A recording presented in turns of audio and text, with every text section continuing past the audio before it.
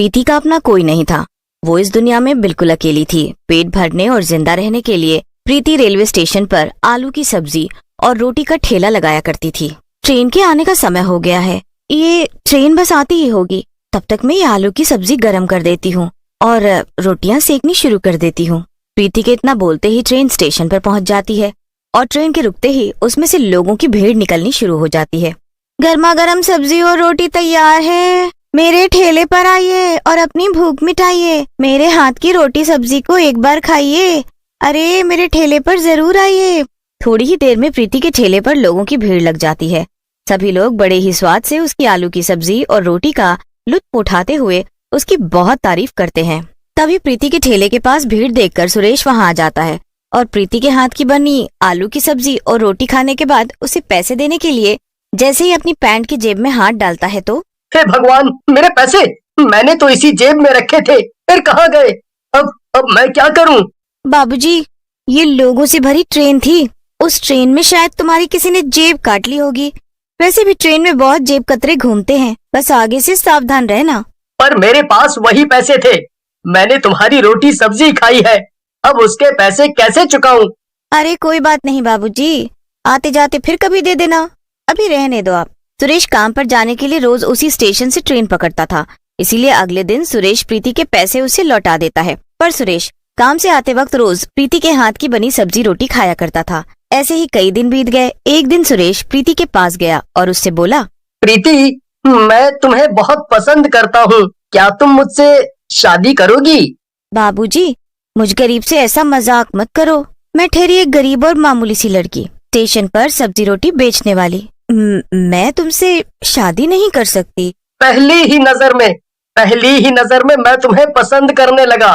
तभी से मैंने ठान लिया था कि शादी करूंगा तो सिर्फ तुमसे। तुम गरीब हो, क्या काम करती हो, इससे मुझे कोई लेना देना नहीं। मैं बस तुमसे प्यार करता हूँ। अगर तुमने शादी के लिए हाँ नहीं बोला तो मैं इस ट्रेन के नीचे आकर मर जाऊंगा। हाँ। सुरेश का इतना प्यार देख प्रीति उससे शादी करने के लिए मान जाती है। दोनों एक मंदिर में जाकर शादी कर लेते हैं। सुरेश प्रीति को अपने घर ले जाता है। प्रीति, आज से ये घर तुम्हारा है। तुम्हारा नहीं, हमारा। ये घर आज से हम दोनों का है। तभी पीछे से एक आवाज आती है, हाँ क्यों नहीं, ये घर आज से हम सब का है। हाँ, ये कौन है? इनके बारे में तो तुमने मुझे कभी नहीं बताया। अगर तुम्हें बता देते तो हमारा बना बनाया काम बिगड़ जाता। चलो अब मैं ही बताती हूँ कि मैं कौन हूँ। मैं तुम्हारी पति की पहली पत्नी हूँ और हाँ, इनकी पत्नी हमेशा से मैं ही थी और मैं ही रहूंगी। सुरेश, तुम शादीशुदा थे और तुमने मुझे बताया भी नहीं। इसका मतलब तुमने मुझसे झूठ बोला। क्यों बोला तुमने मुझे झूठ? बताओ। हमें इस शहर में आए हुए कुछ ही महीने हुए हैं, पर यहाँ घर का काम करने के लिए हमें कोई नौकरानी नहीं मिली, और जो भी मिली वो काम के बेहिसाब पैसे मांग रही है। मेरी इतनी कमाई नहीं कि मैं नौकरानी को इतने पैसे दे सकूं। एक दिन जब मैंने तुम्हारे हाथ की रोटी सब्जी खाई, तभी मेरे दिमाग में ये उपाय आया कि क्यों ना मैं तुमसे झूठी शादी कर लूं। काम के साथ साथ हमें अच्छा खाना खाने को भी मिलेगा। ये तुमने सही नहीं किया मुझ गरीब के साथ। हाय लगेगी मेरी तुम्हें।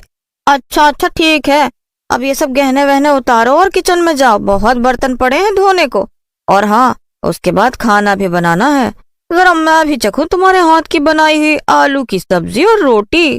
बड़ी तारीफ सुनी है मैंने उसकी सुरेश से। प्रीति गरीब थी, चुपचाप सब सहने के अलावा उसके पास और कोई दूसरा रास्ता नहीं था। प्रीति पूरे दिन घर का काम करती रहती। ओ महारानी, जरा जल्दी जल्दी हाथ चलाओ, घर में और भी काम है। और हाँ, आज मेरे पैरों में बहुत दर्द हो रहा है, रात को जरा दबा देना। ठीक है दीदी, मैं तुम्हारी दीदी वीदी नहीं हूँ, मुझे मैडम बोलो, मैडम। आज से मुझे मैडम ही बुलाना। पारुल प्रीति से दिन में तो दिन, रात में भी उसे काम बता देती। एक दिन बहुत ज्यादा काम करने से प्रीति को बहुत तेज, मैडम मेरी तबीयत कुछ ठीक नहीं लग रही, मुझे डॉक्टर के पास जाना है दवाई लेने। मुझे पता है ये सब तुम्हारा यहाँ से भागने का बहाना है, इसीलिए ये बीमारी का नाटक करना बंद करो और मुझे वो आलू की सब्जी और रोटी बनाकर खिलाओ। प्रीति किचन में जाकर लग जाती है बीमार हालत में ही खाना बनाने, पर खाना बनाते बनाते एकदम से उसके हाथ रुक जाते हैं और वो जमीन पर गिर जाती है। प्रीति मर चुकी थी। सुरेश की नजर जब प्रीति पर पड़ती है, क्या हुआ जी, हे भगवान, इसे क्या हुआ? ये मर चुकी है और इसकी मौत के जिम्मेदार हम दोनों हैं। अब हमें जेल होगी। पुलिस से बचने के लिए सुरेश और पारुल उसे घर के अंदर ही गाड़ देते हैं। पर कुछ रात जब एक दिन पारुल और सुरेश सोए हुए थे, तभी उनके कमरे में एक चुड़ैल हाथ में थाली पकड़े हुए आती है। खाना लाई हूँ, खा लो, गर्मा गर्म। कौन है? कौन हो तुम? इस घर में कैसे घुसी? सुरेश उठो, जरा देखो हमारे घर में ये औरत कहाँ से घुस आई है। गर्मा गर्म आलू की सब्जी और रोटी बनाकर लाई हूँ मैं तुम्हारे लिए। खाओगी नहीं मैडम? इतना सुनते ही पारुल घबरा जाती है। चुड़ैल, चुड़ैल, अरे चुड़ैल! क्या हुआ? क्यों चिल्ला रही हो? और कहाँ है चुड़ैल? देखो, यहाँ कोई चुड़ैल नहीं है। पर वो चुड़ैल थी। वो चुड़ैल बोल रही थी कि आलू की सब्जी और रोटी लाई हूँ तुम्हारे लिए। वो जरूर प्रीति थी। चुड़ैल बनकर वो हमसे बदला लेने आई है, हमें मारने आई है।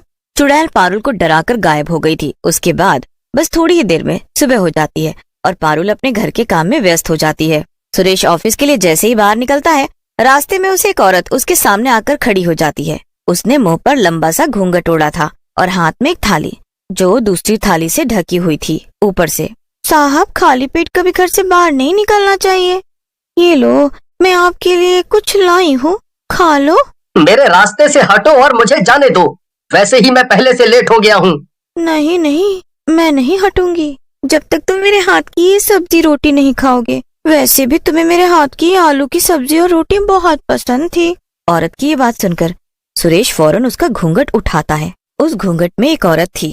चुड़ैल, देखो, मुझे जाने दो। मैंने कुछ नहीं किया। मैंने नहीं मारा तुम्हें। तभी एक आदमी उसे हिलाता हुआ बोलता है। अरे भाई, किसने किसको मारा? कौन चुड़ैल? यहाँ कोई चुड़ैल नहीं है। लगता है तुम्हारी तबीयत ठीक नहीं है। जाओ भाई, घर जाओ और किसी डॉक्टर को दिखाओ। इतना बोलकर वो आदमी वहाँ से चला जाता है। जब सुरेश उस थाली में रखा सामान देखता है तो चौंक जाता है। सुरेश उस थाली को नीचे गिराकर अपने ऑफिस भाग जाता है। ऑफिस में भी सुरेश डरा सहमा सा रहता है। लंच टाइम हो जाता है। ऑफिस के दोस्त सुरेश के पास आते हैं और साथ में लंच करने को कहते हैं उसे। सभी दोस्त मिलकर ढाबे पर पहुंचते हैं। सभी खाना ऑर्डर करते हैं और खाने में आलू की सब्जी और रोटी मांगते हैं। एक औरत सिर पर घूंघट ओढ़े हाथ में रोटी सब्जी लिए वहां आकर खड़ी हो जाती है। मेरे हाथ की आलू की सब्जी और रोटी, जो एक बार खाए बार बार आए मेरे इस ढाबे पर। सुरेश फौरन उस औरत का घूंघट हटाता है। प्रीति अपने चुड़ैल के रूप में आ जाती है। सुरेश डर से पसीना पसीना हो जाता है और बेहोश होकर वहीं गिर जाता है। जब उसे होश आता है तो वो अपने घर होता है। वो प्रीति, वो चुड़ैल बनकर मुझे मारने आई थी।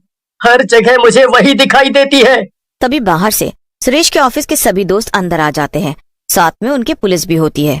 तुमने थोड़ी देर कर दी दोस्त। हमें तो यकीन ही नहीं हो रहा कि हमारा दोस्त ऐसा कर सकता है। मतलब क्या है तुम्हारा? मेरी कुछ समझ नहीं आ रहा कि तुम क्या कह रहे हो। और ये पुलिस यहाँ क्या कर रही है? जब तुम बेहोश हुए थे तब तुमने वो सारा राज खोल दिया। बेहोशी की हालत में जो तुमने किया। पुलिस पूरे घर को खोद डालती है पर उन्हें प्रीति की लाश कहीं नहीं मिलती। पर पुलिस लाश मिलने तक दोनों को हिरासत में ले लेती है और जेल में डाल देती है। जेल के अंदर दोनों पति पत्नी बंद बैठे थे। तभी बहुत भूख लगी होगी ना तुम दोनों को। लो, मैं तुम दोनों के लिए ये आलू की सब्जी और गर्मा गर्म रोटी लाई हूँ।